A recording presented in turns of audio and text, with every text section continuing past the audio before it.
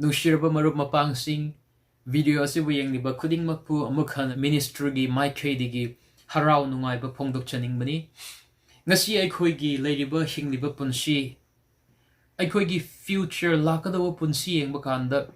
imam kibagumna asa kaya thamlambasi manglakpagumna yengbada karimda udana uba ngamdraba mami sami gumna leikraba punsi asida ꯑꯩꯈꯣꯏꯅ ꯑꯀꯤꯕ ꯄꯣꯛꯄ ꯌꯥꯏ ꯑꯩꯈꯣꯏꯒꯤ ꯄꯨꯟꯁꯤꯗ ꯀꯪꯉꯥꯎꯅꯕ ꯀꯔꯤ ꯑꯣꯏꯔꯛꯀꯗꯧꯕꯅꯣ ꯍꯥꯏꯕꯒꯤ ꯑꯀꯤꯕ ꯂꯩꯕ ꯌꯥꯏ ꯂꯩꯇꯕ ꯅꯠꯇꯦ ꯉꯁꯤ ꯇꯦꯜꯂꯞꯅ ꯏꯁꯣꯔꯒꯤ ꯋꯥꯍꯩꯗꯒꯤ ꯑꯃꯨꯛꯀ ꯍꯟꯅ ꯊꯧꯒꯠꯆꯅꯤꯡꯕꯅꯤ ꯌꯦꯡꯂꯤꯕ ꯏꯆꯤꯜ ꯏꯅꯥꯎ ꯃꯔꯨꯞ ꯃꯄꯥꯡ ꯈꯨꯗꯤꯡꯃꯛꯇ Genesis chapter 12 verse 1 Genesis chapter 12 verse 1 Now the Lord had said to Abram, Get out of your country, from your family, and from your father's house, to a land that I will show you. Ishorna Abram the Hairami, Nahaki Laibak, Imung, Nangi Ipagi Yumdagi, Tokle Hairga, Aina Utbigido will Laibak Adada, Jadlo, Haibasi Ishorna Abram the Yatang Dauramani, Kauramani. Matam aduda Abram asi ur kauba mafam matam adugi kwai chawkhatlaba city ama haiba yai amadi magi mapa magi imungsing laimuti latpa adugi maraktada hingaga leiramba misak amani adubu ishorna lakle hairiga Abraham bu kaurami nangi imung thadoklaga leijaba khudingmak thadokle hairiga madudagi thou aduga aina utpigida wallam ado leibak aduda chatlo haibane Ishorna promised land haiba konna Canaan gi mafam ado Ishorna mabu promise to wiramane nangi nachasing nangi descendants na masi leibaksi the leiba phangani oiba phangani haibage masigi leibaksi nangi amadi nangi nachagi chauraba nation ama aina sembatkani haibage promise asi pirambani masigi promise asi matam kuirabagi matungda magi matam da natana amadi magi matam ado lan thokle hairga magi macha da natana generations after generations kuiraba matamgi matungda masigi hairiba promise asi thungba phange Jacob ki matamda magi imung pumnamak loinamak asi Egypt ta chathibane chaktang bagi matam asida aduga Egypt asida kuina madula laikre halaktare makhoi moigi macha masu mathang ishorgi nungshiba thawjam pandagi yamakpa hokre aikoina Exodus ki wari parak ladi Israel na matam karamna Egypta migi binai oiraga chahi chamari madula laibagi wari aikoina uba phangi adubu Joshua gi bookta lakpa kandadi nuairaba Fajaraba wari Ishorna matau karamna moibu Egyptigi lawthoklaga Canaan haiba mafam asida amuka puge haibagi yauhange haibagi wari aikoina uba phange masigi wari asi yengba kanda ngasi aina hainingbadi video asi wengliba khudingmakta thamjaningba wahi addi Ishorna aikoiba semlakpada Ishorna aikoiba kauba numita promise amamamga aikoiba kaubane ngasi taibong pal aina hingnibase miyoi kayana khanba yai aigi punsi ase kari oigedobano aigi punsi asidi mami sami gumna aigi punsi asidi kari oirakadobano haibige akiba kaya phawraga mi oina hingnabasu maman leitrabagumna haiba mising asida challenge toningbadi Ishorna nang semlakpada promise ama thamame nangdi masi oirakani ko nangi laifamdi masine ko nang budi masi oinanaba aina khandok pikhrabane ko haibage promise amamamsi aikhoibu thamlambane chahi kaya changba yai masi thungbada chahi kaya haukiba yai adubu Ishordi promise nakpa Ishorne man haikiba yathang madi fulfill thunghanmane ani shubada aikhoina masigi lambi aikhoigi promised land asida chatliba lambi asida karamba lambi aikhoina expect tawge ꯑꯩꯈꯣꯏꯅ ꯑꯌꯥꯝꯕ ꯃꯇꯝꯗ ꯅꯨꯡꯉꯥꯏꯔꯕ ꯂꯝꯕꯤ ꯐꯖꯔꯕ ꯂꯝꯕꯤꯁꯤꯗ ꯆꯠꯅꯤꯡꯉꯤ ꯑꯗꯨꯕꯨ ꯏꯖꯔꯦꯜꯒꯤ ꯄꯨꯟꯁꯤ ꯏꯖꯔꯦꯜꯒꯤ ꯋꯥꯔꯤ ꯄꯥꯔꯛꯄ ꯃꯇꯝꯗꯗꯤ ꯃꯣꯏꯅ ꯆꯠꯈꯤꯕ ꯂꯝꯕꯤ ꯑꯗꯨ ꯅꯨꯡꯉꯥꯏꯕ ꯂꯝꯕꯤ ꯑꯣꯏꯈꯤꯗꯦꯅꯦ ꯆꯠꯂꯤꯕ ꯂꯝꯕꯤ ꯑꯗꯨ ꯐꯖꯔꯕ ꯂꯝꯕꯤ ꯑꯣꯏꯈꯤꯗꯦꯅꯦ ꯑꯩꯈꯣꯏꯅ ꯃꯁꯤꯒꯤ ꯋꯥꯔꯤꯗꯒꯤ ꯌꯦꯡꯂꯦ ꯍꯥꯏꯔꯒ ꯑꯩꯁꯤ ꯏꯁꯣꯔꯒꯤ ꯃꯃꯥꯡꯗ ꯃꯃꯜ ꯀꯌꯥ ꯇꯥꯡꯒꯦ ꯏꯁꯣꯔꯅ ꯑꯩꯕꯨ ꯀꯔꯝꯕ ꯄꯨꯟꯁꯤ ꯍꯤꯡꯍꯟꯅꯤꯡꯒꯦ ꯑꯃꯗꯤ ꯑꯩꯅ ꯀꯔꯝꯕ ꯂꯝꯕꯤ ꯆꯠꯀꯗꯕꯒꯦ ꯍꯥꯏꯕꯁꯤ ꯑꯃꯨꯛꯀ ꯍꯟꯅ ꯉꯁꯤ ꯌꯦꯡꯅꯤꯡꯕꯅꯦ ꯏꯖꯔꯦꯜꯁꯤꯡꯅ ꯏꯖꯤꯞꯇꯒꯤ ꯊꯣꯛꯑꯦ ꯏꯁꯣꯔꯅ ꯃꯈꯣꯏꯕꯨ ꯏꯖꯤꯞꯇꯒꯤ ꯀꯧꯊꯣꯛꯄꯤꯔꯦ ꯏꯖꯤꯞꯇꯒꯤ ꯊꯣꯛꯂꯛꯂꯒ ꯃꯣꯏꯅ ꯆꯠꯄ ꯃꯇꯝꯗ ꯃꯣꯏꯅ ꯔꯦꯗ ꯁꯤ ꯂꯥꯟꯕ ꯇꯥꯈꯤ ꯃꯣꯏꯒꯤ ꯃꯅꯤꯡꯗ ꯌꯦꯡꯊꯤꯕꯁꯤꯡꯅ ꯃꯈꯣꯏꯕꯨ ꯍꯥꯠꯅꯅꯕꯒꯤꯗꯃꯛ ꯂꯥꯛꯄ ꯃꯃꯥꯡꯗ ꯆꯥꯎꯔꯕ ꯁꯃꯨꯗ꯭ꯔꯗꯨꯅ ꯃꯣꯏꯕꯨ ꯊꯤꯡꯂꯦ ꯍꯥꯏꯔꯒ ꯑꯁꯤꯕꯒꯤ ꯃꯤꯀꯨꯞ ꯑꯗꯨꯗ ꯂꯦꯞꯄ ꯔꯦꯗ ꯁꯤ ꯂꯥꯟꯕ ꯇꯥꯈꯤꯕꯅꯦ ꯃꯣꯏꯅꯁꯨ ꯃꯣꯏꯒꯤ ꯄꯨꯟꯁꯤ ꯃꯣꯏꯒꯤ ꯖꯔꯅꯤ ꯆꯠꯂꯛꯄ ꯃꯇꯝꯗ ꯏꯁꯤꯡ ꯂꯩꯇꯕ ꯃꯐꯝ ꯑꯋꯥꯕ ꯃꯐꯝ ꯆꯠꯄ ꯇꯥꯈꯤ ꯑꯈꯥꯕ ꯏꯁꯤꯡ ꯊꯦꯡꯅꯈꯤ ꯑꯀꯤꯕ ꯖꯥꯇꯤ ꯀꯌꯥꯒ ꯂꯥꯟ ꯇꯥꯕ ꯃꯤꯑꯣꯏ ꯀꯌꯥꯒ ꯂꯥꯟ ꯑꯁꯤ ꯊꯦꯡꯅꯔꯒ ꯆꯠꯄ ꯇꯥꯈꯤ ꯃꯣꯏꯒꯤ ꯄꯨꯟꯁꯤ ꯑꯁꯤ ꯂꯣꯏꯔꯛꯄ ꯃꯇꯝꯗ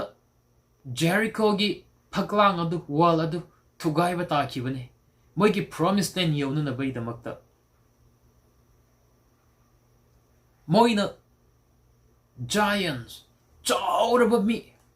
ꯀꯦꯅꯥꯅꯥꯏꯠꯁ ꯀꯦꯅꯥꯟꯗ ꯂꯩꯕꯁꯤꯡꯁꯤꯗꯤ ꯃꯤ ꯌꯥꯝ ꯋꯥꯡ ꯆꯥꯎꯋꯦ ꯖꯥꯏꯟꯁꯤꯡꯅꯤ ꯍꯥꯏ ꯃꯈꯣꯏꯅ ꯑꯁꯤꯕꯨ ꯂꯥꯟ ꯇꯥꯕ ꯇꯥꯈꯤ ꯃꯁꯤꯒꯤ ꯖꯔꯅꯤ ꯃꯁꯤꯒꯤ ꯂꯝꯕꯤ ꯃꯁꯤꯒꯤ ꯄꯨꯟꯁꯤ ꯑꯁꯤꯗ ꯃꯣꯏꯅ ꯆꯠꯂꯛꯄꯅꯦ ꯃꯣꯏꯒꯤ ꯄꯟꯊꯨꯡꯐꯝ ꯃꯣꯏꯒꯤ ꯄ꯭ꯔꯣꯃꯤꯁ ꯂꯦꯟ ꯑꯗꯨ ꯌꯧꯅꯅꯕꯒꯤꯗꯃꯛꯇ ꯃꯁꯤꯒꯤ ꯋꯥꯔꯤ ꯌꯦꯡꯕ ꯀꯥꯟꯗ ꯃꯣꯏꯅ ꯆꯠꯂꯛꯏꯕ ꯂꯝꯕꯤ ꯑꯁꯤ ꯅꯨꯡꯉꯥꯏꯔꯕ ꯐꯖꯔꯕ ꯂꯝꯕꯤ ꯅꯠꯇꯦꯅꯦ ꯑꯋꯥꯕ ꯀꯌꯥ ꯑꯀꯤꯕ ꯀꯌా ꯑꯁꯤꯕꯒꯤ ꯁꯤꯕ ꯌꯥꯕꯒꯤ ꯇꯥꯡꯀꯛ ꯑꯗꯨꯒꯨꯝꯕꯒꯤ ꯄꯨꯟꯁꯤꯗ ꯃꯣꯏꯅ ꯆꯠꯂꯛꯄꯅꯦ ꯑꯗꯨꯕꯨ ꯏꯁꯣꯔꯅ ꯃꯣꯏꯕꯨ ꯊꯥꯗꯣꯛꯄꯤꯈꯤꯗꯦ ꯇꯠꯇꯅ ꯂꯣꯏꯅꯕꯤ ꯅꯨꯡꯗꯥꯡ ꯃꯩꯒꯤ ꯄꯤꯂꯔ ꯑꯗꯨꯅ ꯅꯨꯡꯊꯤꯟ ꯗ ꯄꯤꯂꯔ ꯑꯣꯐ ꯀ꯭ꯂꯥꯎꯗ ꯍꯥꯏꯕꯅꯤ ꯂꯣꯏꯅꯕꯤ ꯆꯥꯎꯔꯕ ꯇꯨꯔꯦꯜ ꯑꯗꯨ ꯁꯃꯨꯗ꯭ꯔ ꯑꯗꯨ ꯀꯪꯍꯜꯂꯦ ꯍꯥꯏꯔꯒ ꯃꯣꯏꯕꯨ ꯃꯗꯨꯗ ꯂꯥꯟꯊꯣꯛꯍꯟꯈꯤ ꯑꯈꯥꯕ ꯏꯁꯤꯡꯗꯁꯨ ꯊꯨꯝꯂꯕ ꯏꯁꯤꯡ ꯑꯣꯏꯍꯟꯈꯤ ꯅꯨꯡꯖꯥꯎ ꯑꯗꯨꯗꯒꯤ ꯏꯁꯤꯡ ꯄꯤꯅꯕꯤ ꯆꯥꯅꯤꯡꯉꯥꯏ ꯂꯩꯇ꯭ꯔꯕ ꯃꯇꯝꯗ ꯏꯁꯣꯔꯅ ꯃꯥꯅꯥ ꯄꯤꯅꯕꯤ ꯆꯥꯎꯔꯕ ꯖꯦꯔꯤꯀꯣꯒꯤ ꯋꯥꯜ ꯑꯗꯨ ꯏꯁꯣꯔꯅ ꯊꯨꯒꯥꯏꯕꯤꯈꯤ ꯑꯀꯟꯕ ꯊꯦꯡꯅꯕ ꯃꯥꯌꯣꯛꯅꯕ ꯉꯝꯂꯔꯣꯏꯗꯕ ꯖꯥꯌꯟꯁ ꯑꯗꯨꯁꯨ ꯏꯁꯣꯔꯅ ꯄꯥꯡꯒꯜ ꯄꯤꯅꯕꯤꯔꯦ ꯍꯥꯏꯔꯒ ꯂꯥꯟ ꯇꯥꯕ ꯉꯝꯈꯤ ꯑꯉꯛꯄꯗꯤ ꯏꯁꯣꯔꯅ ꯅꯨꯃꯤꯠ ꯑꯗꯨꯁꯨ ꯂꯦꯞꯍꯟꯕ ꯉꯝꯃꯤꯅꯦ ꯃꯣꯏꯒꯤꯗꯃꯛꯇ ꯑꯩꯈꯣꯏꯒꯤ ꯄꯨꯟꯁꯤ ꯉꯁꯤ ꯑꯩꯈꯣꯏꯅ ꯆꯠꯂꯤꯕ ꯑꯩꯈꯣꯏꯒꯤ ꯖꯔꯅꯤ ꯅꯨꯡꯁꯤꯔꯕ ꯏꯆꯤꯜ ꯏꯅꯥꯎꯁꯤꯡ ꯅꯪꯅ ꯆꯠꯂꯤꯕ ꯅꯪꯒꯤ ꯖꯔꯅꯤ ꯅꯪꯒꯤ ꯄꯟꯊꯨꯡꯐꯝ ꯌꯧꯅꯅꯕ ꯅꯪꯅ ꯉꯁꯤ ꯅꯪꯅ ꯅꯪꯒꯤ ꯗ꯭ꯔꯤꯝꯁ ꯊꯝꯂꯤꯕ ꯅꯪꯅ ꯃꯪꯖꯔꯤꯕ ꯅꯪꯒꯤ ꯃꯪꯂꯥꯡ ꯅꯪꯅ ꯁꯦꯝ ꯁꯥꯔꯤꯕ ꯅꯪꯅ ꯄꯥꯔꯤꯕ ꯑꯌꯨꯛ ꯅꯨꯡꯊꯤꯟ ꯅꯨꯡꯗꯥꯡ ꯈꯪꯗꯅ ꯅꯪꯅ ꯍꯣꯠꯅꯔꯤꯕ ꯅꯪꯒꯤ ꯆꯠꯂꯤꯕ ꯂꯝꯕꯤ ꯑꯁꯤꯗ ꯏꯁꯣꯔꯅ ꯂꯣꯏꯅꯕꯤ ꯍꯥꯏꯕꯁꯤ ꯈꯛ ꯀꯥꯎꯒꯅꯨ ꯅꯪꯅ ꯆꯠꯂꯤꯕ ꯂꯝꯕꯤ ꯑꯗꯨꯗ ꯑꯀꯤꯕ ꯀꯌꯥ ꯊꯦꯡꯅꯕ ꯌꯥꯏ ꯆꯥꯎꯔꯕ ꯇꯨꯔꯦꯜ ꯀꯌꯥ ꯂꯥꯟꯈꯤꯕ ꯌꯥꯏ ꯆꯤꯡꯖꯥꯎ ꯀꯌꯥꯅ ꯅꯪꯕꯨ ꯈꯝꯖꯤꯜꯂꯒ ꯂꯩꯕ ꯌꯥꯏ ꯏꯁꯤꯡ ꯂꯩꯇ꯭ꯔꯕ ꯃꯐꯝꯗ ꯅꯪ ꯆꯠꯂꯛꯄ ꯌꯥꯏ ꯆꯥꯅꯕ ꯂꯩꯇ꯭ꯔꯕ ꯃꯇꯝꯗ ꯅꯪ ꯆꯠꯂꯛꯄ ꯌꯥꯏ ꯁꯥꯊꯤꯔꯕ ꯂꯥꯟꯖꯥꯎ ꯀꯌꯥ ꯊꯦꯡꯅꯕ ꯌꯥꯏ ꯏꯁꯣꯔꯅ ꯅꯪꯕꯨ ꯏꯖꯔꯦꯜꯁꯤꯡꯕꯨ ꯂꯣꯏꯅꯕꯤꯕꯒꯨꯝꯅ ꯅꯪꯕꯨ ꯂꯣꯏꯅꯕꯤꯒꯅꯤ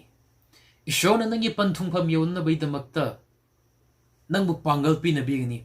ꯆꯥꯅꯕ ꯂꯩꯇ꯭ꯔꯕ ꯃꯇꯝꯗ ꯏꯁꯣꯔꯅ ꯆꯥꯅꯕ ꯄꯤꯅꯕꯤꯒꯅꯤ ꯆꯥꯎꯔꯕ ꯇꯨꯔꯦꯜ ꯏꯁꯣꯔꯅ ꯀꯪꯍꯜꯂꯦ ꯍꯥꯏꯔꯒ ꯅꯪꯕꯨ ꯂꯥꯟꯊꯣꯛꯍꯟꯒꯅꯤ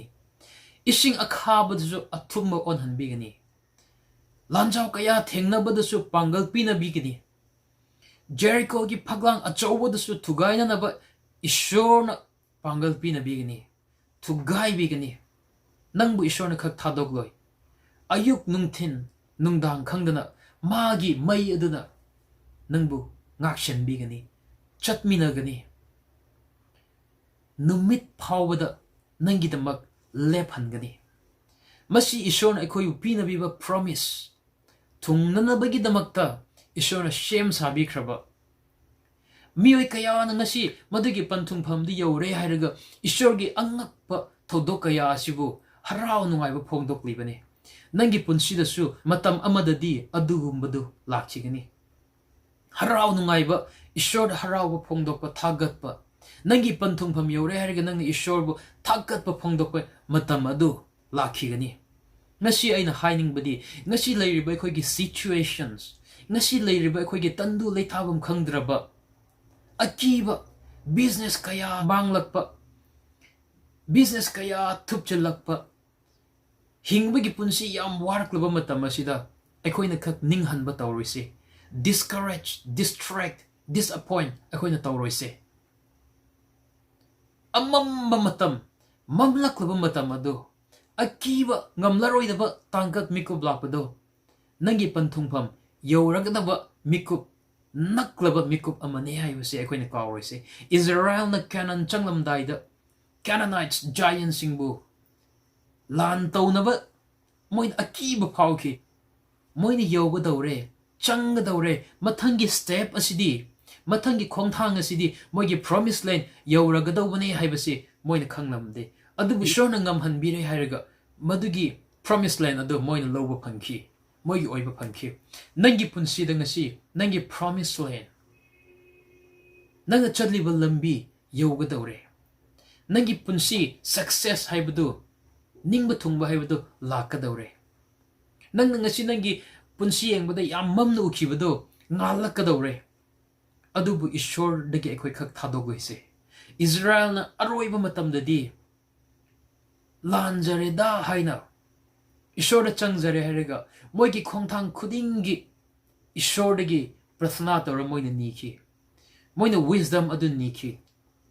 Ishor na moiba senanawai damakta haijakhi Ishor da pishinkhi Ishor na moibu prepare tawre moibu training tawre masidi hojikti yare haina khandok pikraba mioi sing adubu Ishor na promise adu pinabikhi aikoina kawraigdabadi Ishor da aikoina khak lapthoise Ishor da changjare hairaga Ishor da nakna leire hairaga Ishor gi wahi asi tatna aikoina paraga madudigi mai guidance adu niraga Ishor na aikoiba chathaningba lambi adu da chatle hairaga aikoigi panthungpham yawnanaba chatsi haibasi ngasi telapna yengliba ichil inaw marumapang khudingmakta masigi wahi asi thamjaningbani Ishor na bor pinabiba oishanu Amen